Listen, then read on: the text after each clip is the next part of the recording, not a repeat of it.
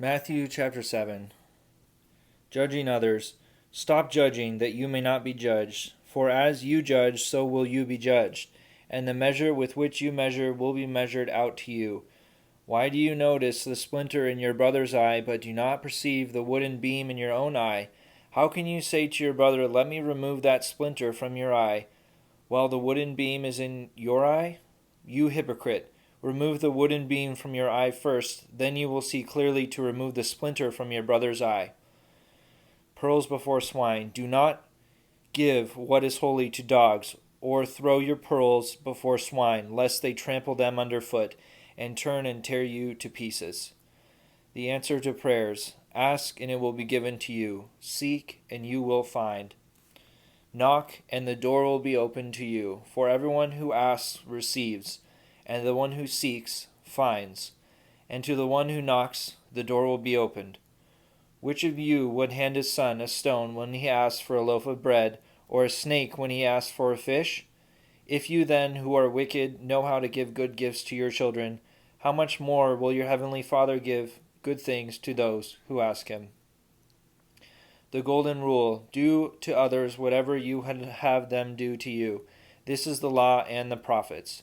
The narrow gate. Enter through the narrow gate, for the gate is wide and the road broad that leads to destruction, and those who enter it are many.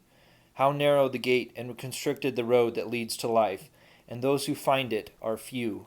The false prophets. Be aware of false prophets who come to you in sheep's clothing, but underneath are ravenous wolves. By their fruits you will know them. Do people pick grapes from thorn bushes, or figs from thistles? Just so, every good tree bears good fruit, and a rotten tree bears bad fruit. A good tree cannot bear bad fruit, nor can a rotten tree bear good fruit. Every tree that does not bear good fruit will be cut down and thrown into the fire. So by their fruits you will know them. The true disciple. Not everyone who says to me, "Lord, Lord," will enter the kingdom of heaven, but only the one who does the will of my Father in heaven. Many will say to me on that day, "Lord, Lord, did we not prophesy in your name? Did we not drive out demons in your name? Did we not do mighty deeds in your name?"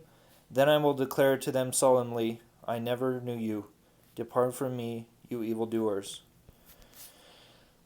The two foundations. Everyone who listens to these words of mine and acts on them will be like a wise man who built his house on rock. The rain fell, the floods came, and the wind blew and buffeted the house, but it did not collapse. It had been set solidly on rock. And everyone who listens to these words of mine but does not act on them will be like a fool who builds his house on sand. The rain fell, the floods came, and the winds blew and buffeted the house, and it collapsed and was completely ruined. When Jesus finished these words, the crowds were astonished at his teaching, for he taught them as having authority and not as their scribes.